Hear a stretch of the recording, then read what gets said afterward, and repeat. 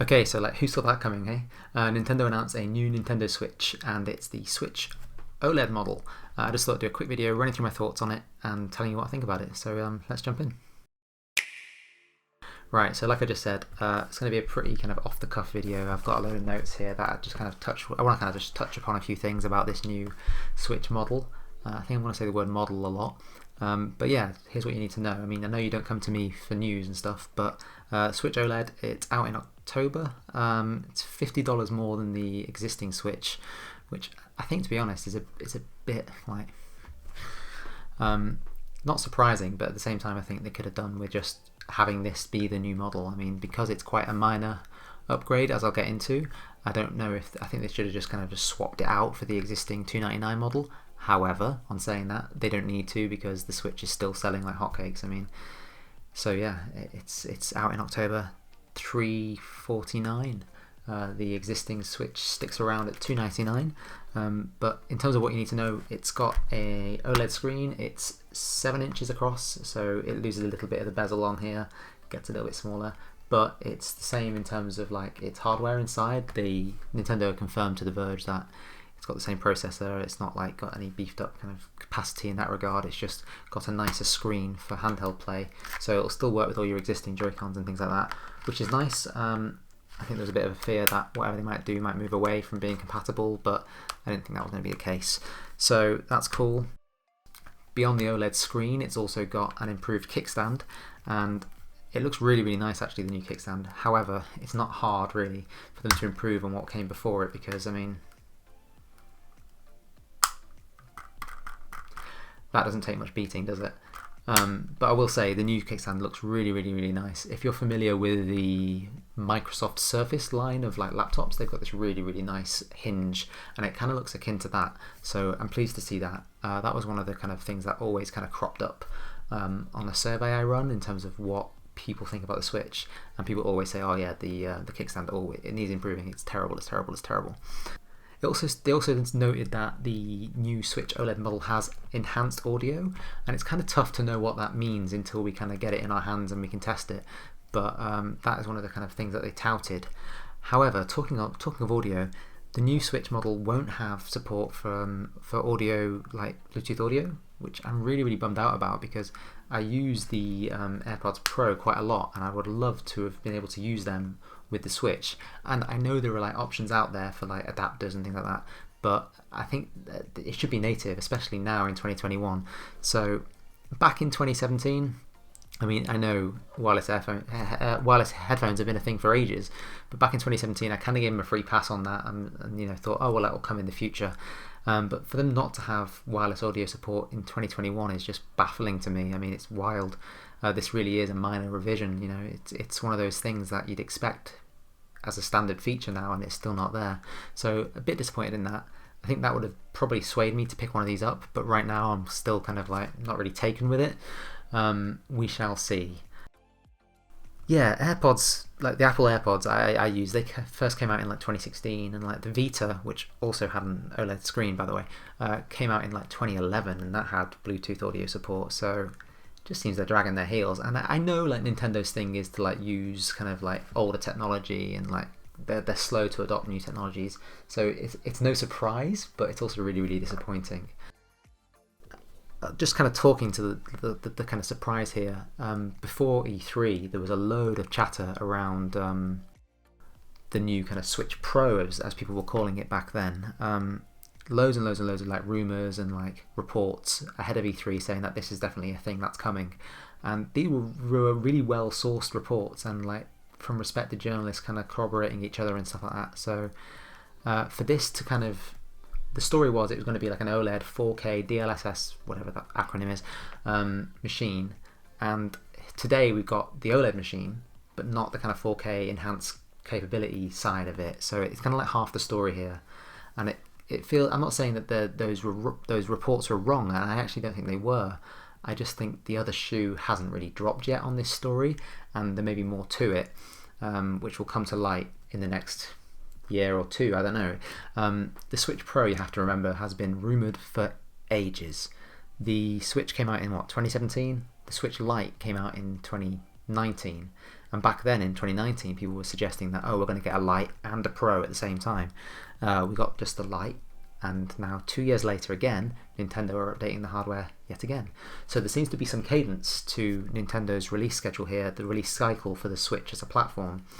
2017 Switch, was it 2018 we got that battery revision, and then 2019 was the Switch Lite. Now 2021 we're getting the Switch OLED, so in the next year or two we might see something else, who knows. There seems to be some sort of cadence to it, but this isn't the big kind of Pro, I hate that name, this isn't the big Pro reveal that many expected, so it's a minor revision, a minor bump along the road just to keep people going.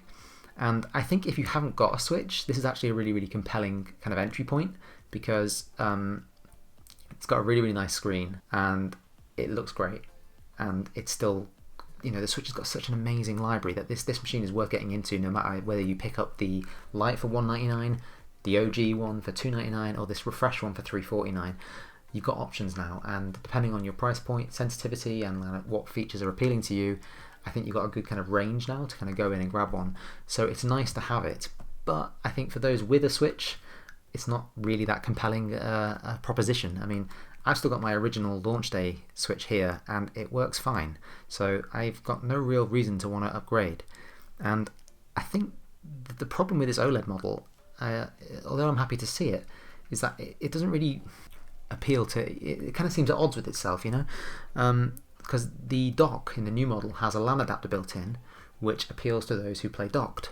However, the screen technology, which is the kind of flagship thing they're touting it for, the OLED screen on the handheld, is only applicable to handheld play, because once you dock it, you're still getting that 1080p gameplay up on the screen, 720p when docked. Yes, it looks better, but it's the same resolution. You're not getting any kind of bump there, you know.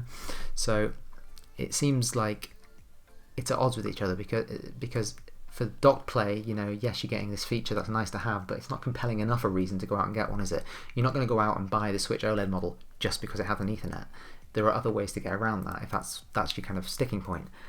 And for handheld play, the OLED screen is great, and I think it'll look lovely, because, I mean, you know it does on the Vita. People have said that for years. So yeah, I don't know. I know I'm rambling here, but it doesn't seem like it's enough in either side, for handheld or docked, to be compelling enough of a reason to go out and get one. For me, at least, that is. I mean, your mileage may vary. Tell me in the comments if you think I'm talking rubbish and you think, nope, I'm going to get this day one, no matter what. So yeah, let's see, what else have we got here? Yeah, kind of talking about the rumours that kind of happened ahead of E3 and them being really, really well sourced. I've seen quite a few people on Twitter kind of saying, oh, well, all these journalists don't know what they're talking about, blah, blah, blah, blah, blah. And I don't think that's right at all. You shouldn't direct your hate there. I mean, like I said earlier, the other shoe will drop, and there's more to this story. I mean, this doesn't come out of thin air, and they're all well sourced. And of course, things change. You can't berate them for reporting what they hear.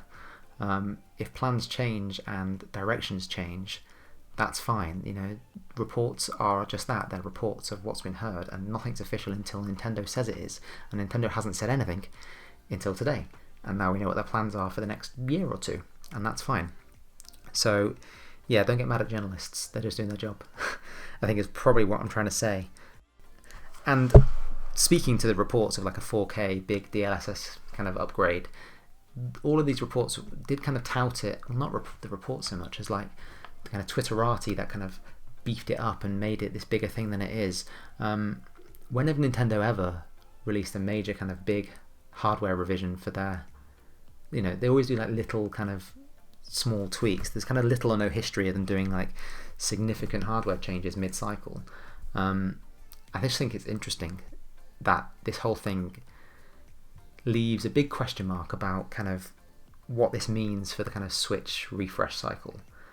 Like I've alluded to, at the minute they're on this sort of every 2-year cadence of doing some sort of hardware refresh. So in 2 years' time, are we going to see the Pro? Don't call it that.